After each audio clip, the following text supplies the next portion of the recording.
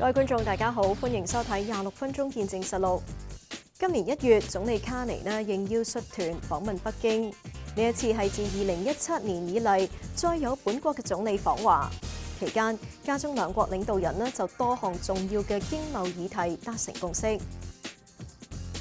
雙方其後發表聯合聲明，展述新階段嘅加中關係嘅合作方向。但係呢一啲嘅外交層面嘅成果，對於本地實際從事對華進出口貿易嘅業界人士嚟講，係咪真係能夠帶嚟利好嘅訊息呢？我哋一齊去睇睇。2/3 of our economy is powered by international trade, and China is an important partner, economic partner for Canada. 加中貿易咧，經過卡尼呢次嘅促進咧，就有結構性嘅修復，就仍未談到全面復甦。So this development indicates a more constructive, interest-driven engagement between Canada and China.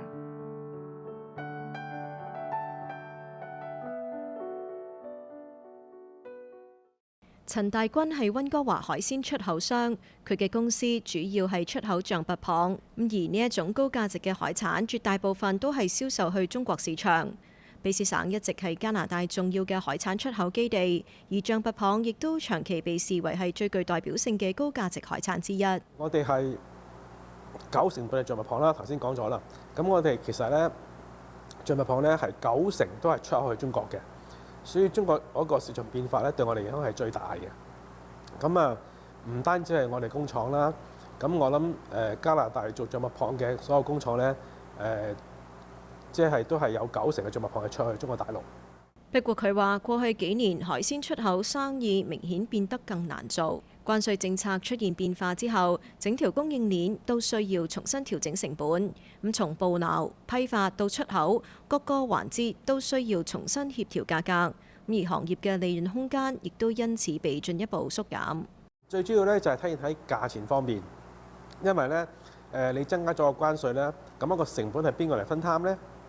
咁其實咧係上游下游大家都分擔咗，即係譬如我哋去買貨，咁咪希望買平啲啦，咁我哋嘅利潤咧就減低啲啦，咁個客咧就係可能係要即係又幫忙呢個即係減少少價啦，咁咧先可以維持咧嗰個出貨量。除咗關稅政策，市場競爭同樣帶嚟壓力。象拔蚌並非本國獨有產品，咁當價格上升嘅時候，買家往往會比較唔同產地，轉向成本更加低嘅供應來源。咁即係話，譬如你而家去市場度，你要買一個象拔蚌嚟食，咁突然間嗰個價錢貴咗25%喎，咁你會唔會接受啊？係咪？咁問題係話，即係象拔蚌唔單止係加拿大有噶嘛，咁你美國都有象拔蚌㗎，墨西哥都有㗎。咁你會唔會話即係咁我不如即係轉移去食第二啲國家嘅象拔蚌呢？呢個就係正面影響咯。喺卑詩省，象拔蚌漁業屬於高度管理嘅產業。水下採捕業協會市場經理 Katie Lindsay 表示，全省只有55個象拔蚌捕撈牌照，而其中90%以上產品都係出口到中國市場。因此，一旦貿易政策出現變化，整個行業都會受到影響。So when the 25% tariffs were first introduced last March, our price reduced by 50% right off the top, unfortunately, because geoduck is only exported mainly to China. So we noticed a 50% price decrease. The prices increased by a little bit, but we're still down about 35%. So it has severely affected our market. When the Prime Minister visited China a couple weeks ago, we thought that we had some good news, some resolution with the reduction in tariffs for some seafood products, but then we read the fine print and it didn't actually include all seafood, unfortunately. It included lobster and crab, but not geoduck and not sea cucumber and not spot prawns. So we are still really struggling. We have not been included in that tariff relief. So we are still operating, but at a reduced a price, unfortunately. So it's good news for some of our seafood counterparts, but we're still struggling. 佢指出，象拔蚌必須以活體嘅形式銷售，市場需求相對集中，因此多年嚟一直高度依賴亞洲市場，尤其係中國。Yeah, so our fishery is extremely sustainable. We harvest less than 2% of the biomass of geoduck. That doesn't change. Our quota doesn't change. We harvest just under 3 million pounds per year, so it's a very sustainable rate. Geoduck is only sold whole live, so we have to sell with markets that have opportunities for us, which is mainly China, but there has been a push, especially in regards to the tariffs, for us to diversify markets. So we attend trade shows and events around the world to expand our markets and introduce geoduck to new markets in other parts of Asia, like Singapore and Vietnam, and throughout Europe. But again, geoduck is such a niche product. It is very high valued in China, and it's hard to build markets outside of that. So there's been a push for us to diversify, and that's kind of how we support both our members and our exporters, is finding new market opportunities for them outside of China, but we are still so reliant on the Chinese market. 佢亦都提到，卡尼今次訪華之後，部分海鮮產品確實獲得關稅調整，但係象拔蚌、海參以及斑點蝦就並未被納入減免名單，相關行業仍然面臨較大嘅市場壓力。It would have been really great for us to be included in that tariff relief, and so it would have been some resolve, and our price would have increased, I believe. But we aren't included in that, so we just have to continue to fish at a lower price.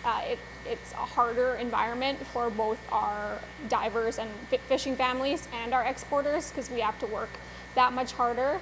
Our main market competitors is geoduck from Washington State and Alaska, and they have reduced tariffs into China. So we have to fish at a lower price, and it's difficult for us to compete against our market competitors right now, because they are able to fish at a higher price and we have to fish at a lower price. So it just changes the landscape in the fact that we have to continue to really push to finish our season quota at a reduced price. 除咗漁業組織之外，本地從事海產貿易嘅商人同樣感受到市場同政策變化帶嚟嘅衝擊。馮子浩從事海產出口多年，佢嘅公司主要出口象拔蚌、海膽以及海參等高價值嘅海產，而呢一啲產品都有一個共通嘅特點，就係必須由潛水員直接喺海底捕撈。佢表示，隨住貿易制度逐漸規範，如今嘅出口流程其實比過去更加清晰。不過，當唔同國家嘅系統更新或者係政策調整嘅時候，就仍然可能為業界帶嚟新嘅挑戰。其實而家已經比以前好咗好多㗎啦，因為而家咧喺中國嗰部分咧，佢哋都有一個類似係好似一個 black book 咁嘅system， 就會話俾你聽每一樣產品嘅關稅係幾多啊咁樣。咁大部分都係我哋嘅客人去處理嘅。我哋如果做出口嘅咧，主要都係要俾個客人好多嗰啲衛生證啦，所有嘅所需嘅文件。咁但係咧，我覺得試過有幾次有一個挑戰就係咧，當中方或者係其他國家咧，佢哋有個系統嘅轉換嘅時候咧，就會變咗唔知道究竟嗰個應該係點樣去結算。咁所以喺呢一個情況底下咧，你 filing 將一啲文件存檔存得好咧係非常之重要，因為可能好多時都會係去到某一個時段，佢哋轉系統唔清楚嗰個計算係點嘅時候咧，你一定要好詳細將所有嘅文件都 keep 好佢，咁先至可以之後如果要追溯翻咧，都可以好清晰地去睇到究竟有幾多貨出咗，幾多貨入咗，同埋當時嘅價值係幾多。因為當你做活口生意嘅時候咧，最具挑戰性同埋最困難嘅一件事就係嗰個市場價格嘅波幅，就唔係好似一啲冰貨咧，可能你一批貨係某一個價錢已經定好咗，做蟹或者做象拔蚌可能係 上個星期嘅價錢同今個星期係爭咗20%，或者係30%都未定，因應個市場嘅浮動。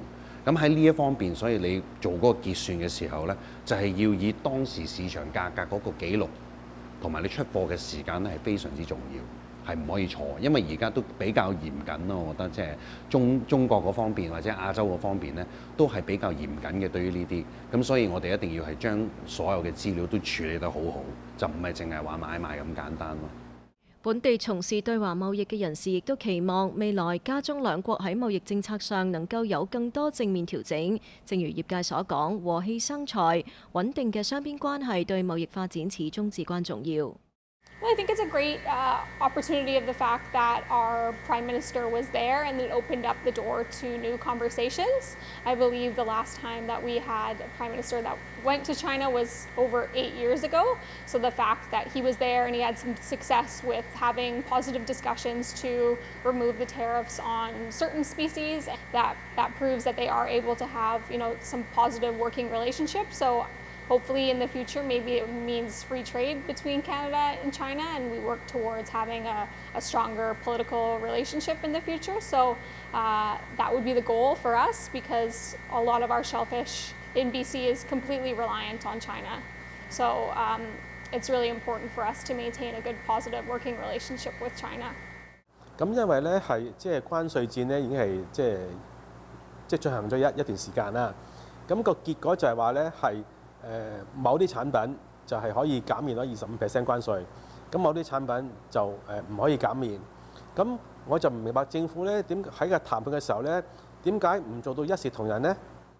我覺得加拿大咧其實同中國合作係一件非常之好嘅事，因為我哋加拿大本身嘅政治理念啦，同埋我哋嘅位置咧都唔係一啲好極端嘅。我哋通常好似以往我哋嘅前杜魯多咧，佢喺美國同古巴當時有好大嘅衝突嘅時候咧，我哋加拿大依然同古巴係保持一個好好嘅關係嘅。咁所以我覺得喺而家世界中西兩方面有一個矛盾，有一個貿易啊或者係所謂一個系統性嘅調節嘅時候咧，我哋加拿大可以作為一個非常之好嘅橋梁啊，係幫中方或者係亞洲或者東西方兩邊咧，作為一個橋梁去將啲事情係用一個好和平嘅方法去解決。咁我相信好多其他國家咧都難啲，因為第一首先嗰個文化上咧，我哋加拿大有個優勢就係我哋係非常之多嘅加籍嘅華人嘅。不論係南方人啦，講普通話嘅好，講廣東話嘅好咧，我哋喺人才同埋人力嗰方面咧，係有一個先決條件係可以同中國合作得好好啦。咁第二，我哋本身加拿大立國嘅原本咧，就係一個非常之multicultural 啦，同埋我哋唔係一個希望好有衝突性嘅一個國家。咁所以我覺得我哋擺我哋自己一個橋梁嘅位置嗰度咧，係會帶俾我哋加拿大嘅經濟啦、政治上啦各方面咧係好大嘅優勢。所以我好希望加拿大可以好好地利用到我哋呢一個中立嘅位置，同埋一個係非常之和平嘅一個理念咧，去實行幫中方同埋西方去貫徹一個好嘅橋梁。所以呢個係我哋應該做嘅嘢嚟嘅。卡尼此行所達成嘅成果仍然有待相關政策逐步推進，而對於市場以及業界嘅實際影響，亦都需要時間嘅觀察以及檢驗。咁樣聯邦政府又係點樣評價今次訪華嘅經貿成果呢？咁樣又將會為大灣地區嘅貿易格局帶嚟啲乜嘢嘅改變呢？我哋下一次翻嚟再睇。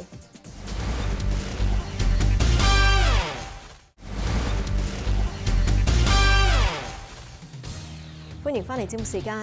聯邦國際貿易部長西渡係今次訪華嘅隨行成員之一。咁對於加中貿易嘅最新進展啊，佢會點樣解讀呢？而作為連接本地企業同國際市場嘅重要橋梁，大灣貿易局又會點樣去評估呢一啲嘅變化，為本地企業帶嚟嘅機遇同挑戰呢？我哋繼續去睇睇。聯邦國際貿易部長西渡喺接受本台專訪中表示，呢一次訪華嘅對話非常建設性。We're all hands on deck for trade diversification. Trade powers our economy. 2/3 of our economy is powered by international trade, and China is an important partner, economic partner for Canada. They're our second largest trading partner. Over $100 billion of two-way trade. And so I joined the Prime Minister in China just a few weeks ago, where we sat down with President Xi and, of course, Premier Li, and we had some great conversations, constructive conversations on unlocking opportunities between our two countries, whether that's in agriculture, in energy, in AI, and many other aspects. I think, that conversation led to opening up markets for our agriculture goods, seafood, beef, canola, to the tune of roughly $7 billion. And we welcomed from China, of course, electric vehicles and other advanced manufacturing opportunities here in Canada. 喺大灣地區，貿易界對呢一次關稅調整亦都給予咗正面嘅評價。大灣貿易局世界貿易中心主任 Rochelle Forrest 指出，呢一項調整為加拿大出口商帶嚟更多市場穩定性，亦都為中小企業開闢新嘅機會。Prime Minister Carney's visit represented an important reset in the bilateral trade relationship, and that underscores Canada's need to, diversify trade while navigating an increasingly volatile global landscape. So key outcomes from that visit includes two important items. One is the suspension of major agricultural tariff.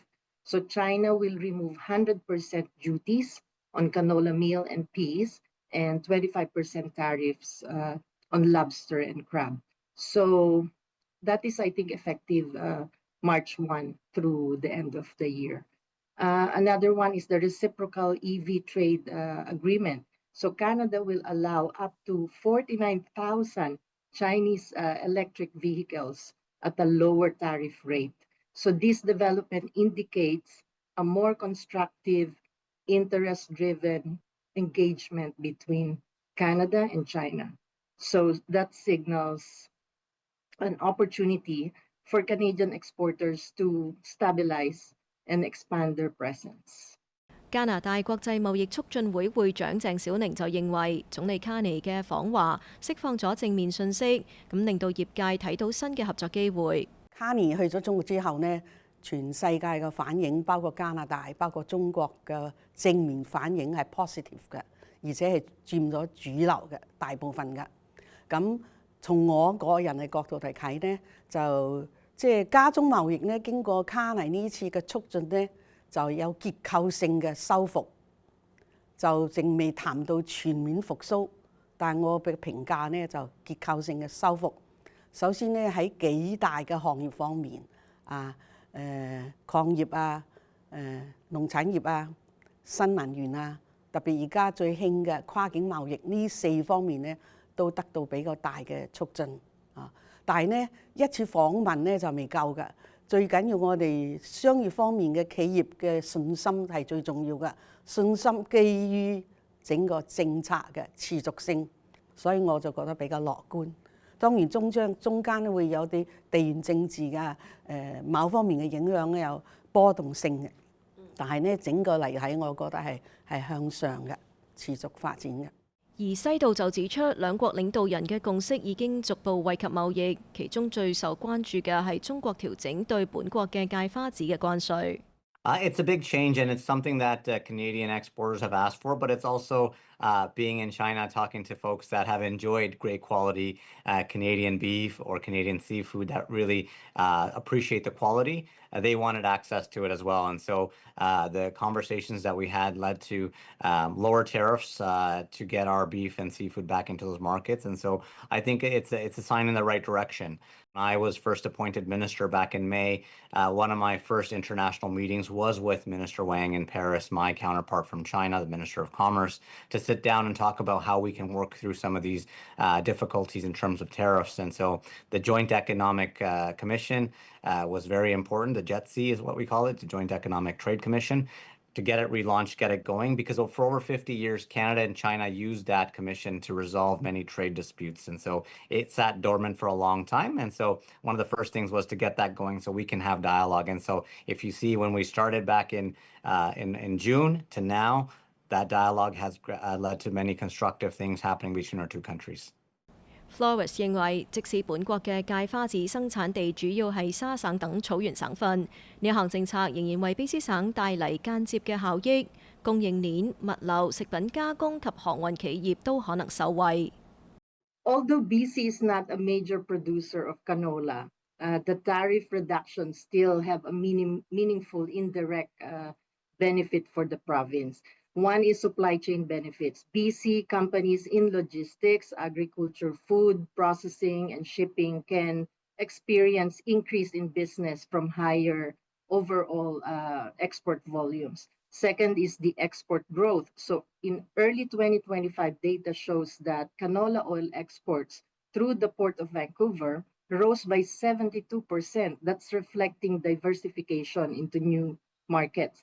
So economic ripple effect of that would be increase in cargo, processing activities, and shipping generates an additional revenue and supports jobs for BC businesses, which connects to a broader export supply chain. So in short, while BC may not directly produce large quantities of canola, the policy changes stimulate activities across multiple sectors that support exports and strengthen the province trade ecosystem.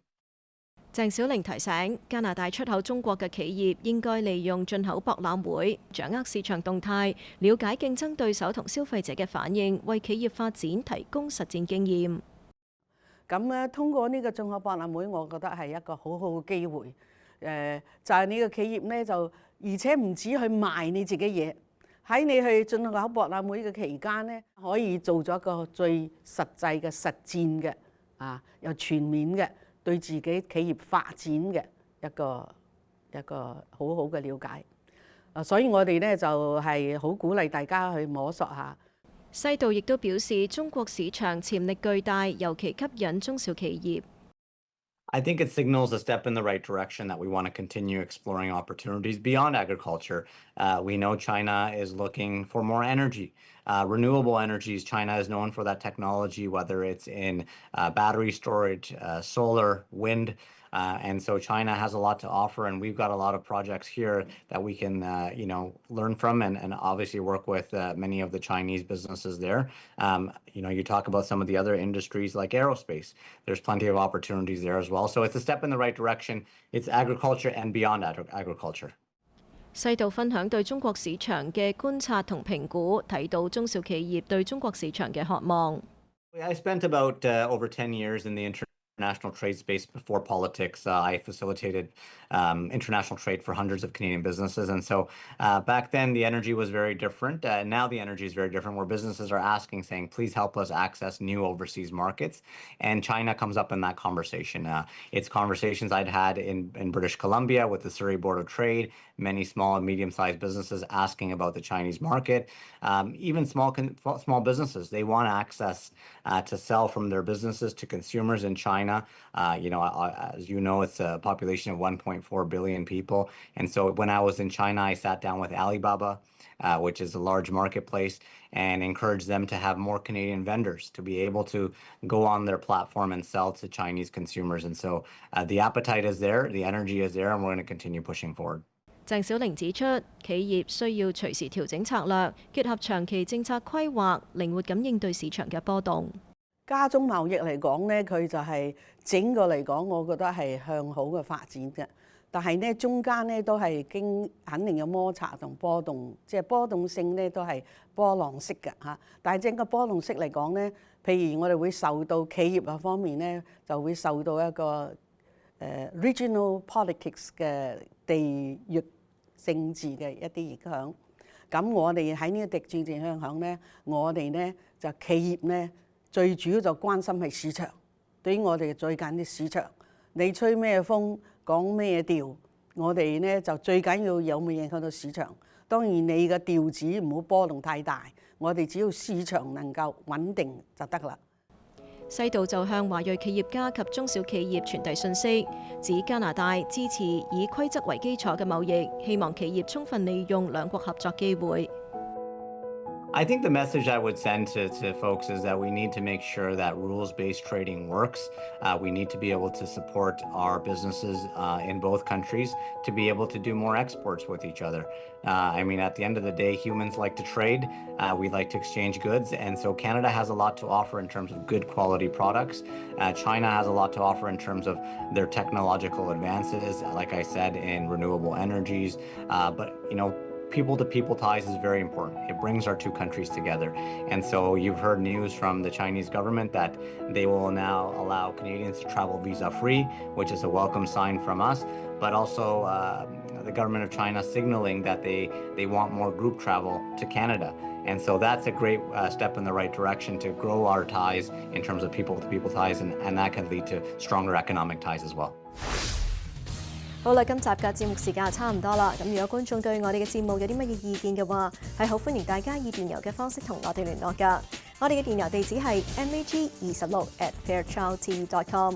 咁有觀眾咧想上網重溫今集嘅節目，亦都可以上到去我哋嘅網站3w.fairchildtv.com， 點擊節目重溫一欄就可以睇得返㗎啦。下星期同一時間再同大家見面，晚安。